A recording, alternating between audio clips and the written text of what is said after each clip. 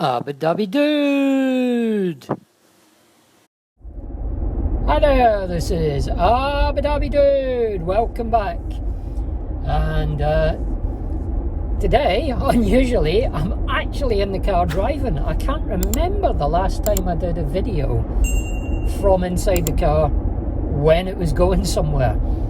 And today, it's one of my step-by-step guides to the charging network. So I'm quite excited about today's, which my wife found particularly sad, but I am quite excited about today's because there's one of the new GridServe electric highway chargers opened up in my area-ish. Well, it's about an hour away. So being the loving, giving kind of guy I am, just for the channel, I've made the 1 hour pilgrimage to GridServe. Now it's one of the motorway service ones, and yeah, this is just part of my series where I try and highlight each individual network and show you step by step how to plug in and charge. Bit of a beginner's guide to public charging in a way. Now I'm expecting that this will be a particularly simple one. I mean, it's going to be, I hope, the least complex guide I've ever produced, because GridServe is a simple 3-step process. Tap your card, plug your car in, charge. I think actually you have to choose whether you want CHAdeMO or CCS. That's probably the 3rd step. So it's like tap your card, choose CCS in my case, plug in. And that's it. There's no app, there's no set up an online account, there's no preload your account with a minimum of £10, none of that nonsense. Tap and go, contactless payment. I'm going to use my Apple Watch to do it, but it'll work exactly the same, just with a plastic card. Yeah, that's so that's today's video. Now it's in addition, it's a bit of a foray into the unknown in that it's an ABB charger, one of the new ABB chargers, which I have never used before. And fans of the channel will know that compatibility with the I-Pace can sometimes be a little bit challenging for CCS chargers. So I guess we're going to find out if that's the case with ABB. Only relevant for my I-Pace viewers, but for my non-I-Pace viewers, you can just enjoy the GridServe experience. I'm still quite hopeful. It's a brand new charger. You know, I'd like to think that companies bringing out new chargers have tested them with all the existing cars out there, which should mean that the I-Pace will be fine, but you just never know until you plug in. So yeah, I'm looking forward to it. I'm quite excited about it. I've been dying to try one of these GridServe ones since they first announced them, and of course Scotland's been sort of at the end of the update process, if you like. Obviously they started in England and moved up the country, really, apart from John O'Groats, which they did primarily, I think, for the PR aspect of it. But now we're working our way up. They've got a few in Scotland now. There's some in Edinburgh, there's this one, there's John O'Groats. So it's gradually getting there. They're obviously behind schedule. It was supposed to all be done by the end of September, but hey, that was always an ambitious plan. So I think, you know, on the basis that the rollout's gone pretty damn fast, I don't think we can be too critical. So yeah, there you go. GridServe Electric Highway. I will see you when we get to the charger. Okay, well, we've arrived at the charger, and we had to wait for all of 4 seconds because somebody else was charging when I got here. But that's quite a good sign. So I just fixed my microphone. That's quite a good sign. Oops, excuse me. Gimbal went a bit awry there, because it means it was working. Okay, now it's showing contactless card is disconnected. That's not good, but let's get going. First thing to do plug in the car. That's done. Second thing is tap my watch, just saying it's disconnected, but it beeped, and then press start. I don't know if you can see it there, there's a little, well, it's a stop button now, but that was a start button. It says preparing to charge.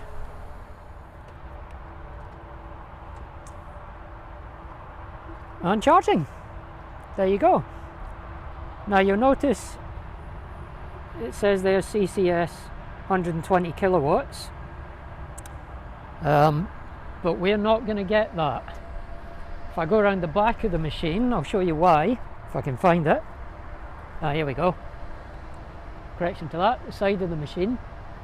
You can see there, bottom right, it says maximum 150 amps. So what you need to do is multiply that 150 by the voltage that your car's battery takes. I know it sounds complicated, it's quite easy when you get used to it, because there's only really two ranges. There's 400 volts and 800 volts battery packs, really primarily in EVs today. Most cars on the market at the moment, including the I-Pace, are 400 volts. So what you get is 150 amps times 400 volts, 60,000 watts, 60 kilowatts. So on a 400 volt battery car like the I-Pace, this is a 60 kilowatt charger, not 120 as advertised, or as stated on the charger. Maybe advertised is the wrong word to use there. But if you, I mean, in actual fact, the I-Pace will take about 425 volts through the battery, so it will actually get something like 64, 65 kilowatts on that that style of charger. But basically that's it. So to get the 120 kilowatts, you need an 800 battery pack. 800 times 150, 120,000, 120 kilowatts. So your 800 volt cars are your Ioniq 5, your Kia EV6, your Audi e-tron GT, Porsche Taycan, you know, things like that. And there will be more that will come out, I'm sure, but at the moment there's a lot of 400 volt cars out there, and they'll only get about 60 kilowatts from these chargers. Still, 60 kilowatts is better than the 40-ish you would get from the old Ecotricity chargers. It seems reliable. It's worked first time with the I-Pace. Woohoo! That's good news. And generally, yeah, painless experience. Just a simple tap of the card and go. So the 3 steps are: tap your card. No, that's wrong. The 3 steps are: plug the charger in, tap your card, and press start on the screen. That's it. It's really that simple. And then when we're finished, we press the stop button. I'm not sure if you have to tap your card again to stop it. I'd like to think you do. But yeah, we're charging up. We're getting, I'd have to have a look, but we've had 6 kilowatts hours, delivered in 7.5 minutes.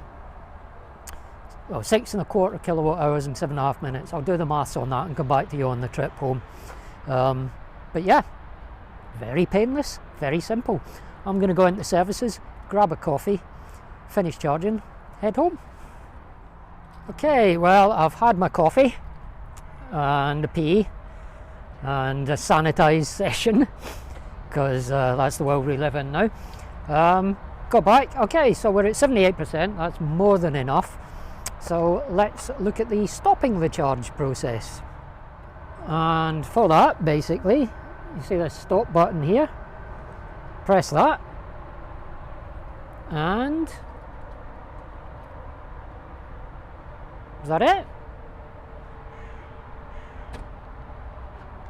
Well, yeah, I just heard it click, and then when I unlock the car, I can hear. There you go. It's unlocked. So it's that simple. Now, we'll talk about that when I get in the car, because it's actually quite cold today. and I'm not going to hang around outside next to the charger for too long. Uncharacteristically, I will remember to put the little flap back onto the CCS port and close the charging door. Not something I am 100% reliable with, if I'm honest. But yeah, so I'm going to get back into the car. I'm going to get driving home, and we'll have a chat in the car, go through a bit of a summary of what went on there, and a summary of the whole experience. Talk to you in a minute. Okay, well, a lot to talk about there. First of all, GridServe, big thumbs up there. Apologies for the lighting, it's that time of year where the sun is really low in the sky, and the camera's going to struggle, I'm afraid. But yeah, huge thumbs up to GridServe. That was about as painless as you can get. One thing I forgot to mention was the cost in the preamble, and GridServe charge a flat rate 30p per kilowatt hour. Now bear in mind that you pay more for petrol at motorway services. 30p a kilowatt hour is superb, because that's actually cheaper than you'll pay for at most non-motorway charging units. So where petrol is more expensive on the motorway, charging, at least with GridServe, is a bit less expensive. So that is brilliant. That's a huge thumbs up. The process, very, very simple. As you saw, it was simply a case of turning up, plugging the car in, tapping your card, or in my case my Apple Watch, and pressing start. That's it.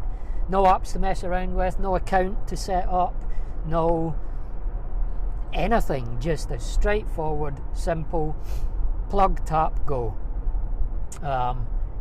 You can use that GridServe if you like. Plug, tap, go. So yeah, that was simple. It was perfectly compatible with the iPace. Plugged in, worked first time. That's something I shouldn't even be having to say, but sadly I do. So yeah, the iPace, loved it. Almost as much. Let me see if I can do something about the lighting. Nope, not much. So yeah, the iPace, loved it. I loved it. Now, the downside, the speed. Like I said, don't get too worked up about the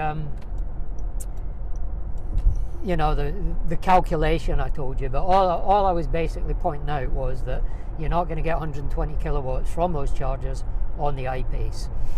If you want to do the arithmetic, that's how you do it. You multiply the current by the voltage. The iPace will take 425 volts, so you know, you're getting roughly a maximum of about 64 kilowatts roughly from those chargers. Excuse me. Now I'll cut in a video of the charge session here at various points, but you can see now this is my car scanner dashboard that I've got set up for the car scanner app. It's set up for the iPace, but I do need to recalibrate it because I've set it up for 400 volt charging when it really needs to be set up for 425 volt charging. So all the numbers you can see on the screen add about 3.75 kilowatts to them. But you can see I plugged in, it was not ideal situation. So we never got 60 kilowatts even out of it, but we did arrive. I mean, a better route planner said we'd arrive with 49%, and we arrived with 49%. Plugged in at that. It's quite a cold day, it's about 9-10 degrees outside, so the battery itself was only at about 18 degrees, which is suboptimal and below the ideal level. So when we plugged in, I didn't set the app running, the car scanner app running, unfortunately, when I plugged in. But when I plugged in, I was pulling somewhere around about 51-52 kilowatts, and then by the time we got up to about 70 odd percent, we were down around 40 kilowatts. I've got a red line set up on mine at 40 kilowatt charging speed on my dashboard thing over there, just to, as a reminder to me that 40 kilowatts is not a great charging speed. I stayed plugged in. I got up to about 76%, because that's ideally what I wanted to do.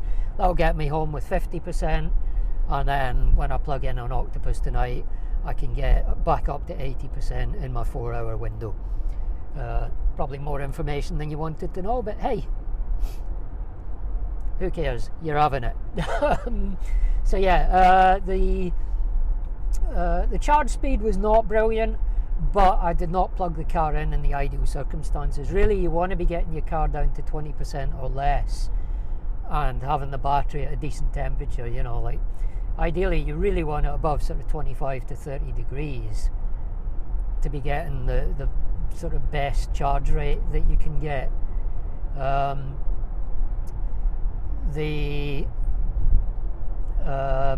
Sorry, a little bit of a confusing situation on the road there, but these are filter lanes going off to the left, so I think that's why the line of traffic on the right was moving slower, which threw me a little bit than the line on the left. Anyway, again, you never asked and don't care.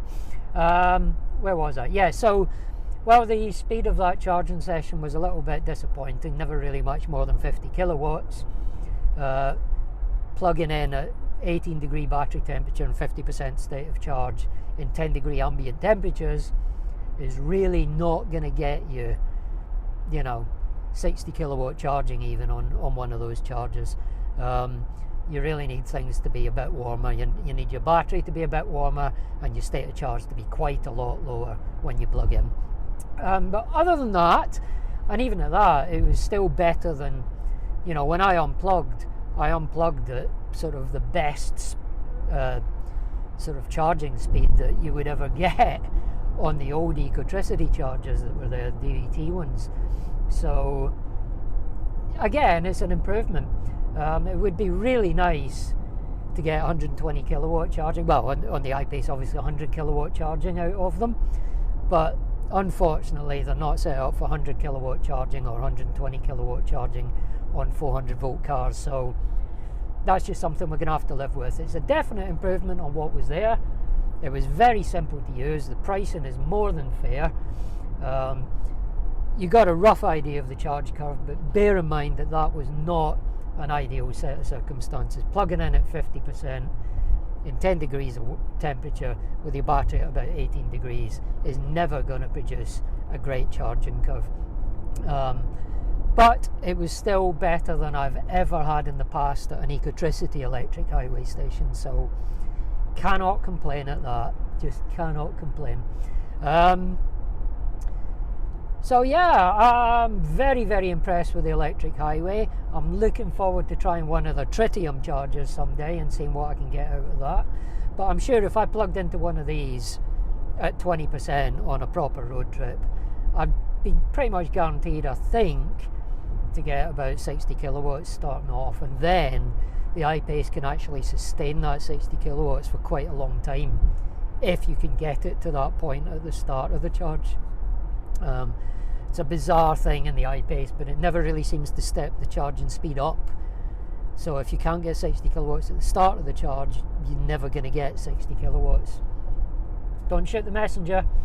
So yeah, very simple to use. The stop system, a little bit controversial. I don't like that you can stop a charge just by pressing the button, because I mean there's pros and cons for this. It allows you to stop people charging that are being inconsiderate and are sitting with a FEV on a rapid charger at 98% pulling 2 kilowatts, but it also allows inconsiderate people to stop anybody.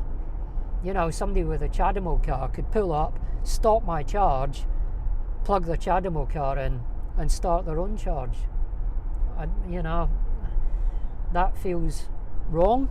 Well, I think that they could. I haven't tried that, but certainly I managed to stop my charge just by tapping the stop button on the screen, which is open to abuse by ne'er-do-wells, shall we say. So I didn't like that. I prefer the systems where you have to tap your card again to stop the charging session. But maybe I should have more faith in humankind. Maybe I'm being a bit cynical there, and people won't do that.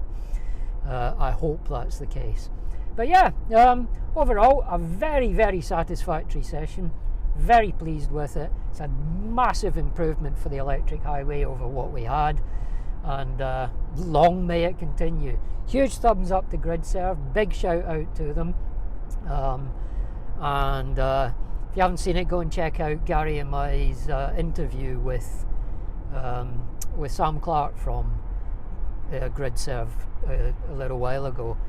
Gave some interesting colour and filled in their intentions and stuff, and it's nice to see some of what we talked about in that interview coming to fruition now with these chargers. Absolutely brilliant. Very, very happy. Couldn't be happier with how that charge session went, really. A bit more speed would be nice, but as I say, you're not going to get that on a 150 amp charger with a 400 volt car. Absolutely brilliant. Brilliant price, brilliant experience, brilliant. All in all, that's an ABB dude, thumbs up. Let me know what you think, if you've had any bad experiences with those ABB chargers. For me, that seemed pretty perfect. Let me know what you think about the whole GridServe electric highway rollout. All that usual stuff in the comments down below. If you've liked the video, then please give it a big thumbs up. That helps the channel immensely. And if you're enjoying my content, then please do subscribe. I'm going to be including a lot of high-paced content, and I'm gradually going to try and introduce some more general EV content as well. But do subscribe, also helps the channel immensely, and click on the little bell to make sure you get notifications every time I upload a new video. If you want to subscribe, do that right now by clicking on my ugly little face over there, and please do check out some of my other videos like that one up there. Till next time, this is ABB Dude saying so long, take care, see you soon, bye. ABB Dude.